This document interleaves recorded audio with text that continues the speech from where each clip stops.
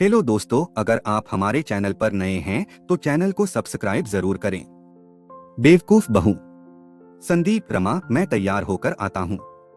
Driver को ये bag दे दो, वो गाड़ी में रख देगा। आज मेरी बहुत बड़ी मीटिंग है, यह बैग भूल ना जाऊं।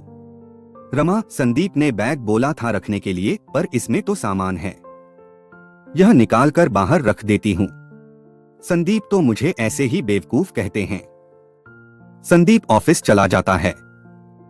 शाम को वो गुस्से में ऑफिस से घर आता है और रमा को आवाज लगाता है।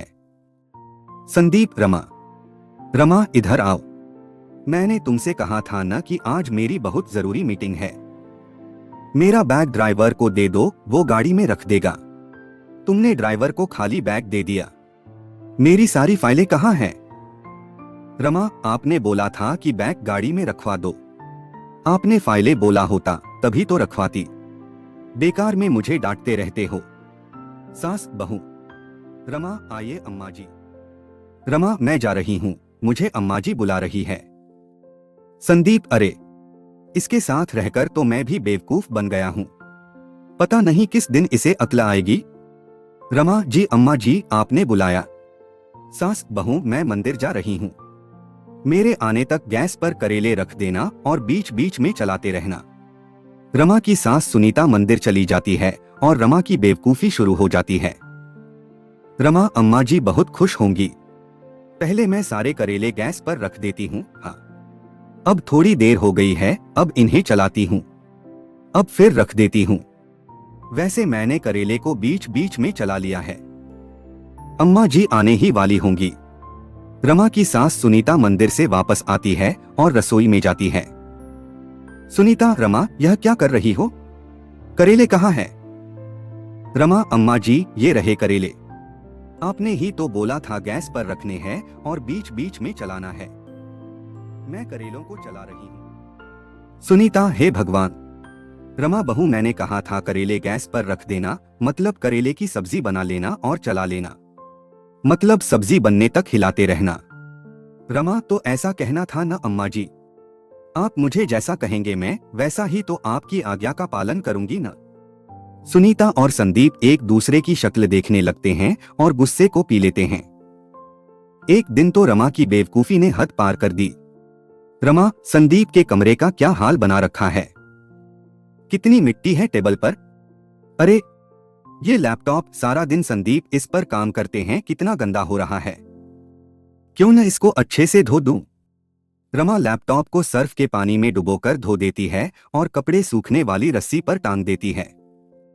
तभी संदीप आ जाता है। संदीप, रमा, अरे रमा, ये क्या किया तुमने मेरे लैपटॉप के साथ? रमा, इस पर बहुत धूल मिट्टी हो रही थी। मैंने सोचा इसको अच्छे से धोकर सुखा देती हूँ। मैंने सही किया ना? संदीप, रमा, तुम सचमुच तुम बेवकूफ पत्नी हो। मेरा दिमाग खराब था जो तुमसे शादी की मैंने। सुनीता, रमा बहू, तुम्हें जरा भी समझ है? लैपटॉप भी कोई धोने की चीज है। ससुर, क्या बात है, क्यों इतना शोर मचा रखा है? मेरी इतनी समझदार बहू से अगर कोई गलती हो गई तो इस तरह से उसे क्यों डांट रहे हो?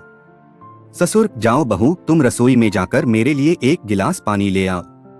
रमा, बाबूजी, पानी घड़े का लाऊं या फ्रिज का? ससुर, बेटा घड़े का ले आओ। रमा, बाबूजी, छोटे घड़े का पानी लाऊं या बड़े घड़े का? ससुर, बेटा किसी भी घड़े का ले आओ। रमा, अच्छा तो स्टील के घड़े का पानी लाऊं या मिट्टी के घड़े का? सुनीता, इसी तरह इसको देते रहो जवाब, मैं तो चली कमरे में सोने। इस बेवकूफ की बातों में कौन उलझे। ससुर, अब रहने दो रमा बहू, मैं पानी खुद ही पी लेता हूँ, तुम अपना काम करो। रमा, अच्छा ठीक है बाबूजी। वैसे पता नहीं मुझे सब इतना बेवकूफ क्यों समझते हैं। ऐसे ही डांट दिया मुझे, पर धुलने के बाद ये लैपटॉप कितना सुंदर दिखाई देता है। संदीप और रमा की सास रमा की बेवकूफी से बहुत परेशान रहते थे। एक दिन संदीप के साथ जयप्रकाश को किसी जरूरी काम से दूसरे शहर जाना था।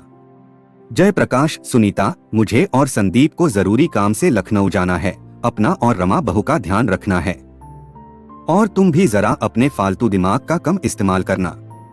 अरे, कभी तो बहू को डांटे बिना कोई काम कर लिया कर। जयप्रकाश, संदीप बेटा चल, अब देर हो रही है, ट्रेन का वक्त हो रहा है। संदीप और जयप्रकाश दोपहर के वक्त निकालते हैं। रमा अपनी पड़ोसन सुधा के साथ बात कर रही थी। रमा, अब क्या करूं सुधा, तू ही बता, कितना ध्यान रखती हूं सबका, फिर भी संदीप और माँ जी मुझे बेवकूफ समझते हैं। सुधा, वो तो तू है ही। रमा, क्या कहा? सुधा, नहीं नहीं, कुछ नहीं, मेरे पास एक इलाज है जिससे तेरी सास और पति तेरे से खुश हो जाएंगे। मैंने भी यही अपनाया था, बहुत चमत्कारी नुस्खा है। रमा, क्या क्या नुस्खा है सुधा, जल्दी बता। सुधा रमा की बेवकूफी का फायदा उठाकर उसे एक बेवकूफी से भरा नुस्खा बता देती है। सुधा, यह नुस्खा तेरे बहुत काम आएगा। वैसे तुझे पता है रमा, पिछली गली में कल रात एक घर में चोरी हो गई। चोर छत के दरवाजे से घर में घुस आए थे। रमा, क्या छत के दरवाजे से? मुझे याद आया, हमारे भी तो छत का दरवाजा खुला रहता है, उसकी कुंडी खराब है। चलो, अच्छा है, चोरों को ये बात पता नहीं चली। अच्छा, अब मैं जाती हूं। रमा को छत के दरवाजे के बारे में बात करते हुए वही चोर सुन लेते हैं। वो बड़े शातिर चोर थे और उसी गली के आसपास ऐसे लोगों के घर की खबर रखते थे जिनके घर चोरी की जा सकती थी। इशारे से दोनों चोर बात करते हैं कि रात में इसी घर में चोरी करेंगे और उस वक्त वहां से चले जाते हैं। रमा घर के भीतर आ जाती है। रात के वक्त चोर, चल भाई जल्दी से चोरी कर लेते हैं।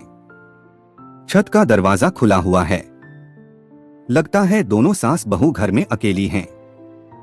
कोई आदमी घर में नहीं है तो चोरी करना और भी आसान हो जाएगा। दोनों चोर चोरी करने ही वाले थे कि तभी रमा की सास की आवाज सुन लेते हैं और सीढ़ियों पर ही रुक जाते हैं। सुनीता, रमा बहू, ये क्या कर रही हो? पूरे घर में मिर्चों का धुआं कर दिया, यह मिर्ची क्यों जला रही हो? हे भगवान, मार दिया रे। रमा, अम्मा जी, ये नुस्खा है, यह आप अभी नहीं समझोगे, पहले इन मिर्चों के धुओं को घर के कोने में फैल जाने दीजिए। रमा मिर्चों का धुआं फैलाती हुई छत की सीढ़ियों के पास भी जाती है, जिसकी महक से दोनों चोर तेज तेज खांसने और छींकने लगते हैं। उनका बुरा हाल होने लगता है। चोर, अरे कोई बचाओ, इस पूरे घर में मिर्च हैं, ये कैसा घर है भाई? दूसरा चोर, अरे भाग लो यहां से। रमा, ये किसके खांसने की आवाज आ रही है? सुनीता, रमा बहू, ये तो चोर हैं। चोर चोर, जल्दी आओ बहू, दरवाजा खोलो, हमारे घर में चोर घुस आए हैं। चोर, अरे मेरी अम्मा, हमें जाने दे, हम तो बुरे फंसे जो तेरे घर में आ गए थे चोरी करने। सुनीता, रमा बहू, जरा वो सामने रखा डंडा लाना, इन चोरों की तो आज खैर नहीं। रमा और सुनीता दोनों चोरों को पीटने लगती हैं। इतनी देर में मोहल्ले के लोग भी आ जाते हैं और चोरों को पकड़ लेते हैं। आदमी, ये तो वही चोर है जिन्होंने पिछली गली में कल रात को चोरी की थी, मारो इनको। औरत, इन दोनों को पकड़ो और पुलिस के हवाले कर दो। इसके बाद मोहल्ले के लोग चोरों को पुलिस के हवाले कर देते हैं। सुनीता, रमा बहू, तुमने तो कमाल कर दिया, वाकई में तुम बहुत अच्छी बहू हो। रमा, सुधा, इधर, मुझे लगता है तेरा नुस्खा काम आ गया। अम्मा जी मेरे से पहले अच्छे से बात कर रही है, मिर्ची वाला नुस्खा अपना असर दिखा रहा है और उन्होंने मुझे अच्छी बहू भी कहा, नहीं तो हमेशा बेवकूफ बहू ही कहती हैं। सुधा अपना सा मुंह लेकर रह जाती है, क्योंकि रमा की बेवकूफी भरे नुस्खे ने सच में उस दिन कमाल कर दिया। जयप्रकाश और संदीप जब वापस लौटते हैं, उन्हें भी सारी बात पता चलती है और वो भी हंस हंस कर लोटपोट हो जाते हैं। रमा को अब भी यही लग रहा था कि यह शायद नुस्खे का कमाल है। संदीप की बेवकूफ पत्नी उस दिन सबके दिलों में अपने लिए प्यार ले आती है। ये कहानी कैसी लगी हमें कमेंट करके बताएं।